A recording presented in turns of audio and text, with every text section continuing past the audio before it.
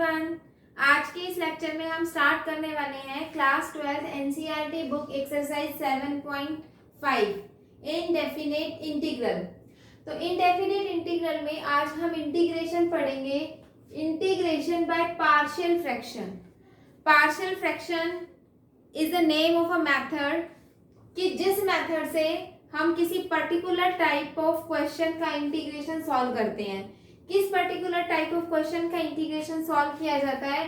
Rational function का। ठीक है, आप देखेंगे ये एक रेशनल फंक्शन है x अपॉन वाई समथिंग, जहां न्यूमिनेटर और डिनोमिनेटर टाइप के जो फंक्शंस होते हैं और स्पेशली वहां पर पॉलिनोमियल आपको नजर आए, polynomial, linear polynomial, quadratic polynomial, जहां इस तरह के हमको फंक्शन नजर आ रहे हैं रेशनल फंक्शन, उनका इंटीग्रेशन हम पार्शियल फ्रैक्शन से करते हैं। और उनमें भी एक खास बात, बहुत खास बात वो ये कि डिनोमिनेटर में अगर यहाँ पर अलग अलग फैक्टर बने हुए हैं तो स्पेशली वो पार्शियल फ्रैक्शन से सॉल्व होने वाला क्वेश्चन है।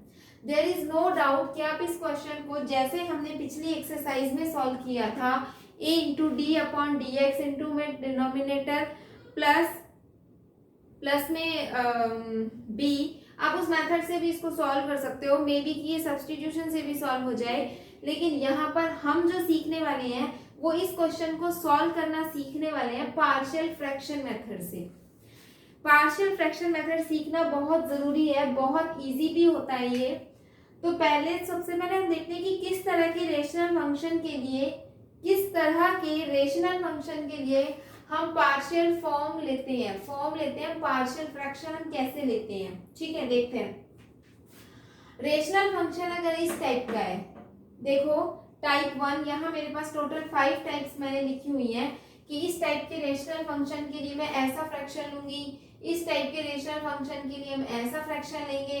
तो इस तरह से 5 अलग अलग rational function type of the functions हैं और उनके लिए हम डिफरेंट टाइप से पार्शियल फ्रैक्शन को लेकर के चलते हैं। ठीक है, देखते हैं। जैसे सबसे पहले आपको दिख रहा है ऊपर एक लीनियर पॉलिनोमियल है px plus Q, linear polynomial है, ऊपर क्वाड्रेटिक नहीं है, लीनियर पॉलिनोमियल। और जो नीचे है वो फैक्टर्स है, आप देख रहे हो ये लीनियर फैक्टर है। ठीक है, सेपरेट है, दोनों सेम एक जैसे भी नहीं है, अलग अलग फैक्टर्स हैं। यानी कि जब अलग अलग फैक्टर्स आते हैं ऊपर, चाहे ये लीनियर है, यहाँ पर आप थर्ड वाला देखो ये क्वाड्रेटिक है, फर्स्ट वाले में लीनियर है, थर्ड वाले में क्वाड्रेटिक है, ये डिफरेंट फैक्टर है, ये तीनों भी डिफरेंट फैक्टर है। तो फर्स्ट में और थर्ड में एक ही चीज है, न्यूमिनेटर से फर्क नहीं पड़ेगा, चाहे लीनियर हो चाहे क्वाड्रेटिक हो। डिनोमिनेटर में हमने देखना है कि अगर डिनोमिनेटर में डिफरेंट लीनियर फैक्टर बन रहे हैं तो पहला कांस्टेंट लेंगे और उसके अपॉन में पहला फैक्टर लिख देंगे, प्लस एक दूसरा कांस्टेंट लेंगे b, उसके अपॉन में दूसरा फैक्टर लिख देंगे। यहाँ अगर एक और फैक्टर होता तो मैं ले लेती प्लस एक तीसरा कांस्टेंट ले लेती c और उसके अपॉन में तीसरा फैक्टर लिख देती, जैसा कि इस थर्ड नंबर पे हमने किया है। थर्ड नंबर पे हमारे पास px² plus qx plus c है, अपॉन नीचे 3 फैक्टर है। डिनोमिनेटर को देखना है, न्यूमिनेटर चाहे ये हो, डिनोमिनेटर को देखो, डिनोमिनेटर में अगर डिफरेंट लीनियर फैक्टर्स हैं तो आपने a के अपॉन में पहला फैक्टर प्लस b के अपॉन में दूसरा फैक्टर प्लस c के अपॉन में तीसरा फैक्टर, जितने नीचे फैक्टर होंगे उतने ही कांस्टेंट लेके a upon b upon c upon d upon वो फैक्टर लिखते जाएंगे और उन सबको ऐड कर देंगे। तो ये तो हो गया हमारा पहले टाइप का क्वेश्चन, और ये जो है इस टाइप का क्वेश्चन है। ठीक है, न्यूमिनेटर कुछ भी हो, लीनियर हो चाहे क्वाड्रेटिक हो, मुझे डिनोमिनेटर चेक करना है। डिनोमिनेटर में डिफरेंट अगर लीनियर फैक्टर्स बन रहे हैं तो मुझे किस तरह से सॉल्व करना है, मैं ये क्वेश्चन सॉल्व करके दिखाती हूँ। इसमें मेरी फर्स्ट और थर्ड ये टाइप हो चुकी है। ठीक है, कौन सी टाइप हमारी हो चुकी है? जब डिनोमिनेटर में डिफरेंट फैक्टर्स आ रहे हैं, हम क्या सीख रहे हैं? हम इंटीग्रेशन करना सीख रहे हैं पार्शियल फ्रैक्शन मेथड से। ठीक है, अभी तक मैं इंटीग्रेशन सीधे फॉर्मूलों से, सब्स्टिट्यूशन से, एक हमने किया था जिसमें हम न्यूमिनेटर को चेंज करते हैं उस मेथड से, इन सभी मेथड से या फिर हमने ट्रिग्नोमेट्रिक आइडेंटिटीज का यूज करके भी इंटीग्रेशन सॉल्व किए हैं। और अब हम क्या सीख रहे हैं, इंटीग्रेशन बाय पार्शियल फ्रैक्शन। तो मैंने आपको पहली टाइप कौन सी बताई है, जब डिनोमिनेटर में डिफरेंट डिफरेंट फैक्टर आ जाएं तो हम क्या करेंगे। देखो क्या कर रहे हैं, इस पूरे को ले लो, किसको ले लो, देखो सोल्यूशन में x upon X plus 1 into X plus 2, ये पूरा ले लो, ले लिया, ठीक है। ये कैसा है, पहले वाला है, ये फर्स्ट टाइप का। क्या करना है मुझे, पहला कांस्टेंट अपॉन एक्स प्लस 1, पहले कांस्टेंट के अपॉन में पहला फैक्टर, प्लस दूसरा कांस्टेंट उसके अपॉन में दूसरा फैक्टर, ले लिया। पहला कांस्टेंट अपॉन पहला फैक्टर प्लस दूसरा कांस्टेंट अपॉन दूसरा फैक्टर। अब मुझे क्या करना है, इसको सॉल्व करके a की और b की वैल्यू को फाइंड करना है। a की और b की वैल्यू फाइंड करनी है, इसको सॉल्व करके। कैसे सॉल्व करेंगे, देखो यहां मैं क्या कर रही हूं,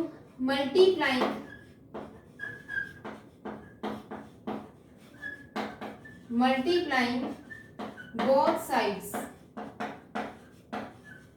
बाय, ये जो डिनोमिनेटर में लिखा है इससे मल्टीप्लाई करो, x plus 1 into X plus 2 से।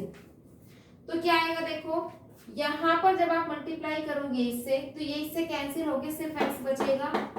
a को जब मल्टीप्लाई करोगे तो x प्लस 1 से कैंसिल हो जाएगा और a के साथ बचेगा x प्लस में 2। जब आप b के साथ मल्टीप्लाई करोगे तो x प्लस 2 कैंसिल होके यहाँ बच जाएगा x प्लस 1, ठीक है। इसके बाद देखो क्या करना है मुझे, a और b की वैल्यू फाइंड करनी है। तो कैसे करेंगे, equating coefficient of x and constant term. ये काम हम पहले क्वेश्चंस में भी कर चुके हैं, बिल्कुल same. Equating coefficient of x and constant term. तो यहाँ पर देखो x का कोफिशिएंट है 1, यहाँ x का कोफिशिएंट होगा a और x का कोफिशिएंट होगा b, a plus b equal to 1। यहाँ कांस्टेंट टर्म है 0, यहाँ कांस्टेंट टर्म होगी 2a और यहाँ पर हो जाएगी प्लस b। तो हमारे पास दो इक्वेशन आ गई। यहाँ से हम कह सकते हैं b equals to minus 2a। मैं यहाँ पर b को सब्सटीट्यूट कर दूंगी तो 1 equals to a minus 2a। तो यहाँ से a की वैल्यू कितनी आ गई, -1 आ गई। जैसे ही मैं यहाँ पर a को -1 पुट करूंगी तो b हमारे पास क्या आ जाएगा, 2 आ जाएगा। हमने a की और b की वैल्यू को कैलकुलेट कर लिया, ठीक है। इसके बाद देखो क्या करना है मुझे, जैसे ही मैं यहाँ पर a की वैल्यू को -1 सब्सटीट्यूट करूंगी, यहाँ पर इसका नंबर 1 नाम दे देते हैं और हम क्या कर रहे हैं, putting the values of a and b इन 1, इस 1 में पुट कर रहे हैं। तो देखो हमारे पास क्या आएगा, ये हमारे पास हो जाएगा x upon X plus 1 into X plus 2 equal to, a को हम पुट करेंगे -1 अपॉन एक्स प्लस 1 और b को हम पुट कर देंगे 2 अपॉन एक्स प्लस 2। हमने a की वैल्यू हमने a की वैल्यू -1 पुट कर दी और हमने b की वैल्यू को यहाँ पर 2 पुट कर दिया। अब a और b को हमने पुट करने के बाद x upon X plus 1 into X plus 2 मेरे पास ये बन गया। यानी कि मैं इस इंटीग्रेशन में इस रेशनल फंक्शन की जगह पर ये लिख सकती हूँ, क्योंकि ये पूरा इसके इक्वल है, ठीक है। तो ये इंटीग्रेशन देखो किस में कन्वर्ट हो गया, ये इंटीग्रेशन हो गया -1 अपॉन में एक्स प्लस 1 dx, सेपरेट कर रही हूँ, integration 2 upon X plus 2 dx में ये क्या हो गया, कन्वर्ट हो गया, ठीक है। अब देखते हैं आगे। अब ये बहुत सिंपल हो गया है क्वेश्चन। अब मुझे सिर्फ इन दोनों को इंटीग्रेट करना है। तो यहाँ से मैं -1 को कांस्टेंट बाहर ले लूंगी, 1 अपॉन एक्स प्लस 1 dx, ये इंटीग्रेशन 2 को कांस्टेंट बाहर ले लेंगे तो 1/x प्लस 2 इंटीग्रेशन dx, तो इसका इंटीग्रेशन होगा -1 log x प्लस 1 प्लस 2, इसका इंटीग्रेशन होगा log x plus 2 plus constant हम क्या कर देंगे, ऐड कर देंगे, और यही हमारा क्या होगा, आंसर होगा। तो दिस इज क्वेश्चन नंबर 1। देखते हैं सेकंड क्वेश्चन क्या है इसका।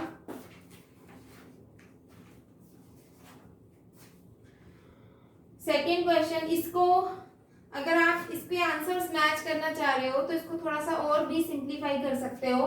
कैसे सिंप्लीफाई करेंगे, देखो आंसर मैच करने के लिए, अदरवाइज इतना भी करोगे तो ठीक है, लेकिन अगर सिंप्लीफाई करते हैं तो कैसे करेंगे, देखो लॉग की प्रॉपर्टी होती है m log n is equal to log n raise to power n, जो आगे होता है वो n के ऊपर पावर में चला जाता है। तो मैं इस प्रॉपर्टी का यहाँ पर यूज कर रही हूँ। कैसे, देखो ये -1 यहाँ है तो ये ऊपर चला जाएगा, log x प्लस 1 इसकी पावर -1 हो जाएगी, और यहाँ से ये 2 भी ऊपर चला जाएगा, log x प्लस 2 का स्क्वायर हो जाएगा प्लस कांस्टेंट।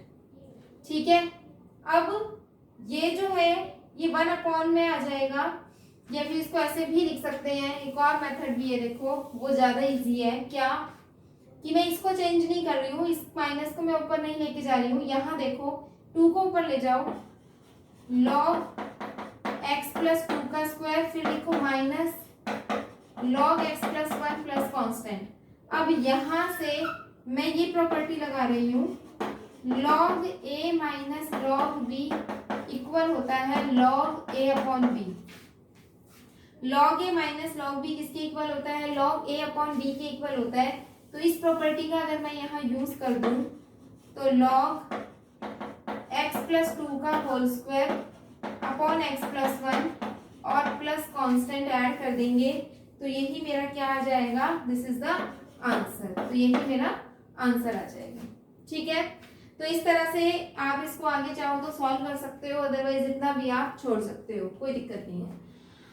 देखते हैं सेकंड क्वेश्चन।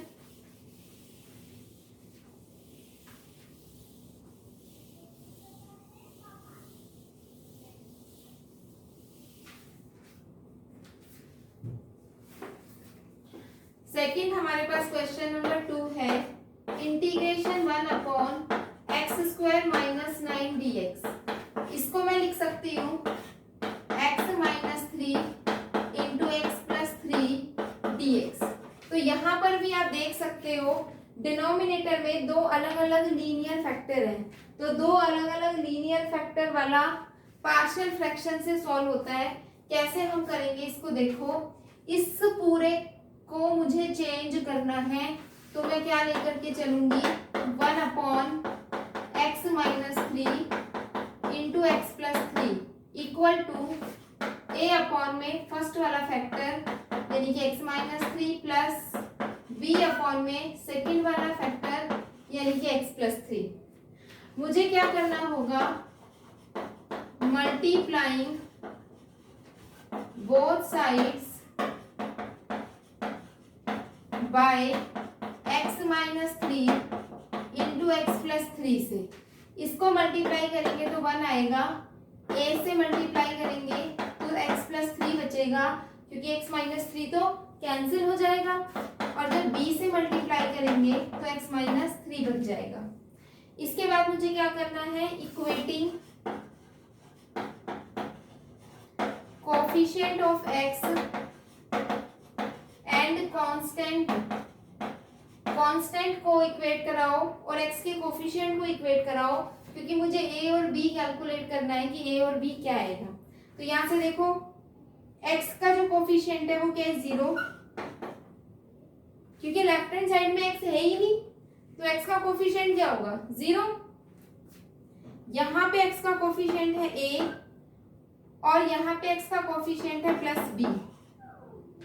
कांस्टेंट इक्वेट कराएंगे, कांस्टेंट है 1, यहाँ पर कांस्टेंट है 3a और यहाँ पर कांस्टेंट है माइनस 3b। यहाँ से a जो है वो माइनस b के इक्वल आ जाएगा। आप इसमें पुट कर सकते हो a को माइनस बी, तो -3b माइनस 3b, तो 1 इक्वल टू -6b, तो b इक्वल टू -1/6, तो a इक्वल टू 1/6 हो जाएगा। तो हमने इस तरह से a की और b की वैल्यू कैलकुलेट कर ली। अब मुझे a और b की वैल्यू इस इक्वेशन में पुट करनी है, इक्वेशन 1 में। ठीक है, तो देखते करते हैं इसको। यहां मुझे करना क्या है, putting the values of a and b इन 1, इस 1 में। तो 1/x minus 3 into X plus 3 किसके इक्वल आएगा, a की value 1/6 into X minus 3, b की वैल्यू -1/6 इंटू एक्स प्लस 3 के इक्वल आ जाएगा। हो गया मेरा काम। मुझे करना क्या है, इस इंटीग्रेशन में इसको हटा के इसकी जगह पर ये लिखना है। ठीक है, तो अब देखो क्या इंटीग्रेशन बन गया, 1/6 इंटू एक्स माइनस 3 के साथ में dx minus 1/6 into X plus 3 के साथ dx। इन दोनों को मुझे अलग अलग इंटीग्रेट करना है, तो 1/6 बाहर आ जाएगा और ये हो जाएगा log x माइनस 3, यहाँ से -1/6 बाहर आ जाएगा और ये हो जाएगा log x प्लस 3, प्लस हम कांस्टेंट ऐड कर देंगे। अब यहाँ पर देखो 1/6 आगे सिंप्लीफाई कर सकते हैं, यहाँ तक भी छोड़ सकते हैं, सिंप्लीफाई करना सीखते हैं। तो 1/6 बाहर आ जाएगा, तो ये बचेगा मेरे पास log x minus 3 minus log x plus में 3 प्लस कांस्टेंट ये log a minus log b equal to log a upon b वाली आइडेंटिटी यहाँ पर यूज करेंगे। तो 1/6 log x minus 3 upon x plus 3 और constant add, and this is the answer. तो यही हमारा आंसर हो जाएगा क्वेश्चन नंबर 2 डन। आगे देखते हैं नेक्स्ट क्वेश्चन नंबर 3।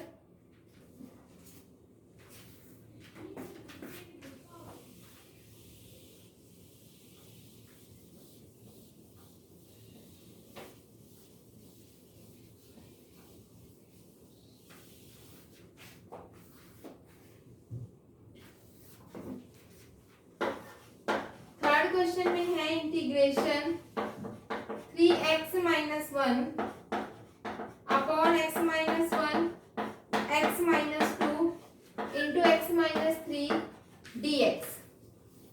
तो अब इस क्वेश्चन को भी आप देख सकते हो, यहाँ पर भी मेरे पास सेपरेट सेपरेट टर्म्स है, 1 2 3 अलग अलग फैक्टर्स हैं डिनोमिनेटर में।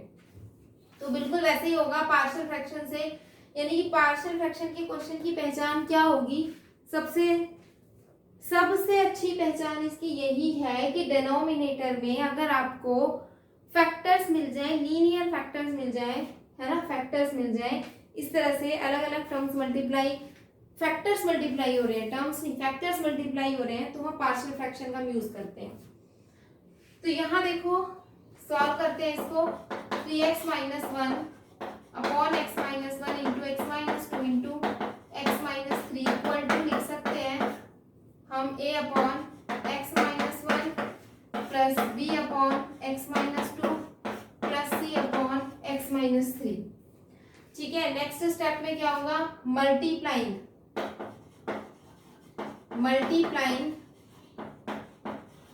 Both sides by x minus 1 into X minus 2 into X minus 3 से दोनों साइड मल्टीप्लाई करेंगे, तो यहाँ सिर्फ बचेगा 3x माइनस 1 और a के साथ बचेगा x minus 2 into X minus 3 plus b के साथ बचेगा x minus 1 into X minus 3 और c के साथ बचेगा x minus 1 into X minus 2। Comparing the coefficient, क्योंकि मुझे a और b की वैल्यू निकालनी है, तो comparing the coefficient and constant term, तो क्या आएगा देखते हैं। यहाँ पर एक्स, अच्छा मैं एक्स स्क्वायर के कोफिशिएंट को भी कंपेयर करा सकती हूँ। यहाँ एक्स स्क्वायर का कोफिशिएंट नहीं है, इसका मतलब 0, और यहाँ एक्स स्क्वायर का मुझे कोफिशिएंट मिल जाएगा। तो एक्स स्क्वायर का कोफिशिएंट कंपेयर कराना ज़्यादा आसान, ये आपको सोचना है। यही चीज, इसीलिए इंसान को इंसान कहा जाता है, क्योंकि उसके पास बुद्धि होती है। उसे सोचना है कि मेरा काम किससे आसान हो जाएगा। नो डाउट आप अगर एक्स का कोफिशिएंट लेकर के ए और बी निकालोगे, ए बी सी, तो निकल जाएंगे, कोई भी दिक्कत नहीं है।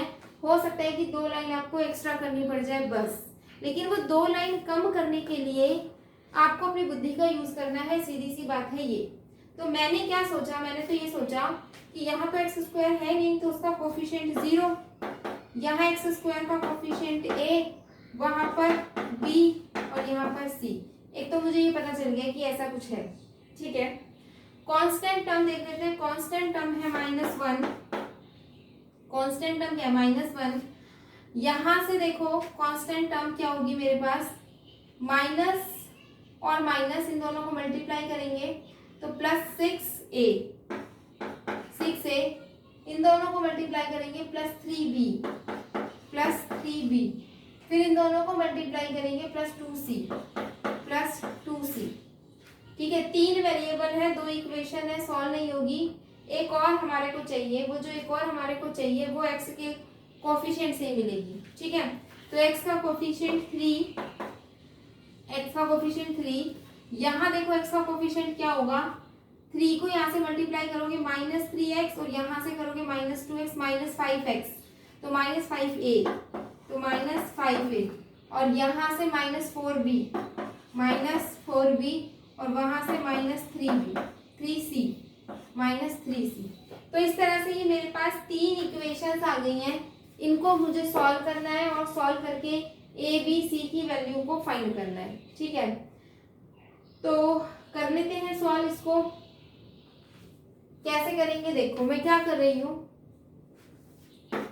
ये 1, 2 और 3, मैं 1 को मल्टीप्लाई कर देती हूँ 6 से, 1 को मल्टीप्लाई कर रही हूँ 6 से और उसमें माइनस कर रही हूँ 2 को। 6 से मल्टीप्लाई करूंगी तो 0 = 6a + 6b + 6c, माइनस करूंगी तो -1 = 6a + 3b + 2c, माइनस करेंगे तो इन सबके साइन चेंज हो जाएंगे, ये कैंसिल हो जाएगा। यहाँ से मेरे पास बच जाएगा 3b + 4c, तो 3b + 4c = 1, ये मेरे पास आ गई इक्वेशन नंबर 4, ठीक है। अब इसको आगे फर्दर सॉल्व कर लेते हैं। इक्वेशन नंबर 4,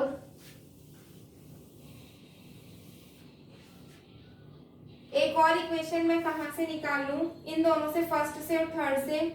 फर्स्ट वाले को मैं क्या कर रही हूँ, फर्स्ट वाले को 5 से मल्टीप्लाई करके उसको 2 में ऐड कर रही हूँ, तो 5 से मल्टीप्लाई करूंगी तो 0, 5a + 5b + 5c, उसमें मैं सेकंड वाली को, थर्ड वाली को ऐड कर रही हूँ, थर्ड वाली को ऐड कर रहे हैं, तो 3 = -5a -4b -3c, कैंसिल हो जाएगा। 3 = b + 2c, तो ये भी b में और ये वाली भी b में, इसका मैं नाम रख देती हूँ 5। 4 और 5 को अब हम सॉल्व कर लेते हैं। देखो यहाँ पर सॉल्व कर लेते हैं, कैसे करें, इसको मैं 3 से मल्टीप्लाई कर देती हूँ और उसको मैं क्या कर रही हूँ, 5 को 3 से मल्टीप्लाई कर रही हूँ और 4 में से माइनस कर दूंगी, तो ये हो जाएगा 3 3 = 9 = 3b और 3 2 = 6c, और ये 1 = 3b प्लस में 4c, माइनस करेंगे तो ये कैंसिल हो जाएगा। 8 यहाँ बच जाएगा 2c, ठीक है जी, 2c, तो यहाँ मेरे पास बच गया 2c, तो यहाँ से c की वैल्यू आ जाएगी 4। अब c की वैल्यू को मैं इसमें पुट कर देती हूँ, या फिर इसमें किसी भी एक इक्वेशन में पुट करके आप d की वैल्यू कैलकुलेट कर सकते हो। देखो 1 = 3b + c पुट करोगे, 4 4 = 16, 16 यहाँ जाएगा तो -15 = 3b, तो यहाँ से b की वैल्यू आ जाएगी 3 5 = -5। हमने b की वैल्यू को भी कैलकुलेट कर लिया। अब मैं क्या कर रही हूँ, बी की और ए की वैल्यू को इक्वेशन 1 में पुट कर देती हूँ और यहाँ से ए की वैल्यू फाइंड कर देती हूँ। तो देखो 0 इज इक्वल टू ए -5 + 4, ठीक है। तो 0 इज इक्वल टू ए -1, तो यहाँ से ए की वैल्यू कितनी आ गई, 1। तो हमने ए बी सी तीनों की वैल्यू फाइंड कर ली है। अब ये ए बी सी तीनों की वैल्यू फाइंड करके मुझे इसमें सब्स्टिट्यूट करनी है बस, ठीक है। क्या कर रहे हैं, इसका नाम रख दो 1। नेक्स्ट स्टेप होगा हमारा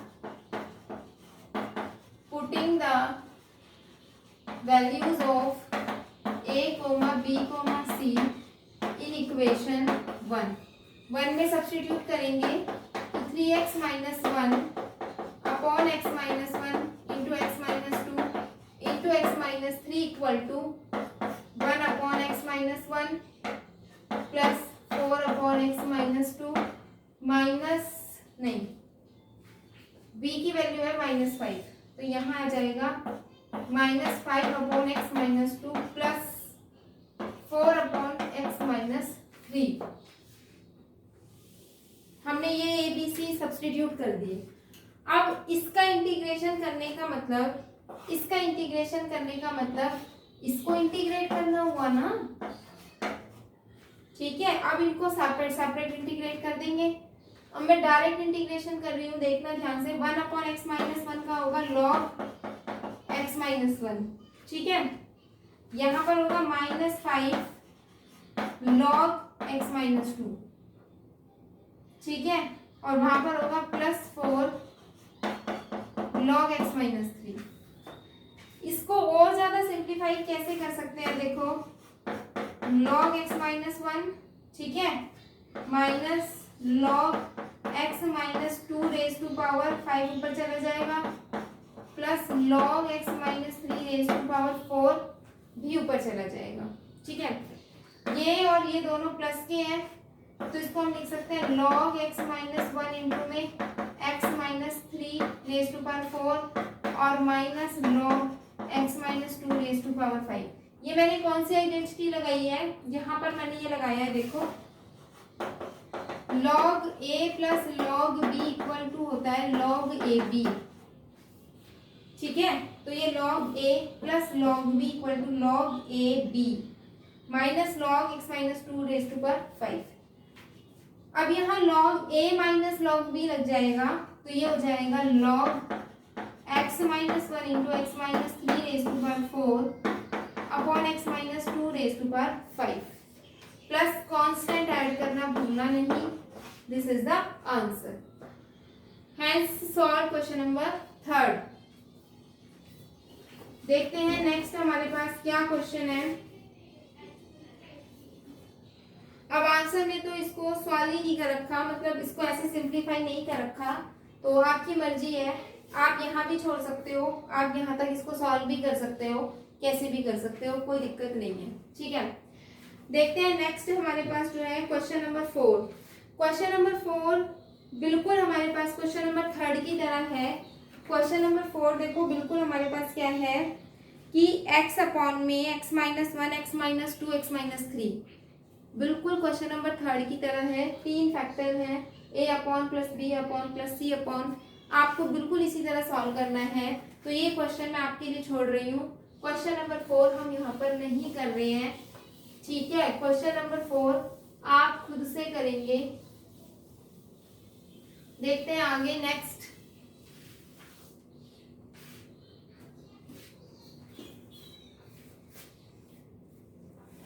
नेक्स्ट है मेरे पास क्वेश्चन नंबर 5।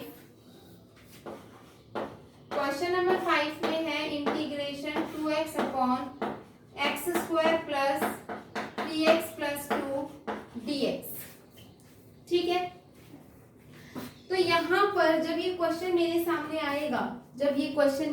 आएगा, तो मैं सबसे पहले तो यही सोचूंगी, क्या मैं इसको सब्स्टिट्यूट करके ये बना पा रही हूँ, ठीक है। तो इसका 2x प्लस 3 यहाँ पर प्लस 3 नहीं है, ठीक है। तो मैं इसको बहुत सारे मेथड से कर सकती हूँ। ये क्वेश्चन देखना एक बार करके बताती हूँ। आप ऐसे भी कर सकते हो, यहीं पर देखो मैं इसमें +3 कर दूं और -3 कर दूं upon x square plus 3x plus 2dx। ठीक है, अब 2x प्लस 3 के अपॉन में x square plus 3x plus 2 को लिख दो, -3 1 के अपॉन में x square plus 3x plus 2 को रख दो। ये इंटीग्रेशन सब्स्टिट्यूशन से सॉल्व हो जाएगा। और ये इंटीग्रेशन हमने जो लास्ट एक्सरसाइज में इसको perfect square, completing the square method से इसको परफेक्ट स्क्वायर बनाया था, फिर सॉल्व किया था, वो एक्स स्क्वायर माइनस ए स्क्वायर एक्स स्क्वायर प्लस ए स्क्वायर अंडर रूट 1 अपॉन वाले फॉर्मूले से, उस मेथड से सॉल्व हो जाएगा। तो दोनों इंटीग्रेशन यू कैन सॉल्व, मतलब इस क्वेश्चन को आप ऐसे भी सॉल्व कर सकते हो। और इस सेम क्वेश्चन को हम पार्शियल फ्रैक्शन से कर सकते हैं या नहीं कर सकते, ये हमें कैसे पता चलेगा, देखते हैं। अब यहाँ पर मैं क्या करूंगी, देखो ये वाला जो डिनोमिनेटर है, अगर इस डिनोमिनेटर के मैं लीनियर फैक्टर बना पा रही हूँ ना, ऐसे वाली लीनियर फैक्टर, तो इसका मतलब मैं इसको पार्शियल फ्रैक्शन से कर सकती हूँ। लेकिन अगर इसके कोई लीनियर फैक्टर नहीं बनते, ऐसा भी तो हो सकता है कि एक ऐसी क्वाड्रेटिक आपको डिनोमिनेटर में गिवन हो जिसके लीनियर फैक्टर ही ना बने। जैसे मैं आपको कहूँ, आपको कुछ ऐसा गिवन हो जाए x square plus x plus 1, आप बनाओगे तो इसके लीनियर फैक्टर ही नहीं बनेंगे। ठीक है, आपको कुछ ऐसा मिल जाए एक्स स्क्वायर प्लस 1, इसके लीनियर फैक्टर ही नहीं बनेंगे। जब इस तरह का हमको कोई पॉलिनोमियल डिनोमिनेटर में गिवन हो जिसके लीनियर फैक्टर ना नहीं बन रहे हो, तब हम इसको अपने पिछले वाले मेथड से कर सकते हैं, जहां हमने a इंटू में D upon D X denominator plus B किया था, या फिर उसके लिए आगे भी मेरे पास एक और मेथड आएगा, पार्शियल फ्रैक्शन में भी एक मेथड आएगा, उससे भी सॉल्व कर सकते हैं। तो यहाँ पर सबसे पहले तो मुझे यही देखना है कि क्या इसके लीनियर फैक्टर बन रहे हैं, किसके, देखो एक्स स्क्वायर 3x प्लस 2 के क्या लीनियर फैक्टर बनेंगे, x square plus 2x plus x plus 2, x को कॉमन ले लेंगे तो x प्लस 2 प्लस 1 इंटू में x प्लस 2, तो यहाँ से ये x plus 2 into X plus 1, तो मतलब इसके लीनियर फैक्टर बन जा रहे हैं। और ये क्वेश्चन बहुत सिंपल हो गया। क्या हो गया ये क्वेश्चन, x प्लस 2 इंटू में x प्लस 1 और dx। अब ये क्वेश्चन देखो, दो अलग अलग लीनियर फैक्टर डिनोमिनेटर में मिल गए हैं आपको, तो आप इसको बहुत आराम से x अपॉन में x plus 2 into X plus 1 यानी कि a upon X plus 2 plus b upon में दूसरे वाला फैक्टर सॉल्व कर सकते हो। a अपॉन में फर्स्ट वाला फैक्टर प्लस b अपॉन दूसरे वाला फैक्टर, है ना, मल्टीप्लाई करोगे तो ये आ जाएगा 2x a इंटू में x प्लस में 1 प्लस b इंटू में x। इतनी प्रैक्टिस आपको करनी है कि फटाफट आपका हाथ इन क्वेश्चनों में चले। प्रैक्टिस करो, बहुत प्रैक्टिस करो, इंटीग्रेशन के क्वेश्चंस बार बार सॉल्व करके देखो, अपने आप इंटीग्रेशन आपको इजी लगने लग जाएगा। ठीक है ना।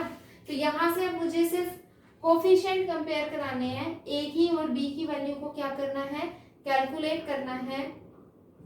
और a और b की वैल्यू को कैलकुलेट करते ही हमने यहाँ पर a की और b की वैल्यू को पुट कर देना है, फिर इसको सेपरेट सेपरेट इंटीग्रेशन कर देना है, लॉग की टर्म में इसका आंसर आएगा, एंड इस तरीके से क्वेश्चन नंबर 5 भी डन।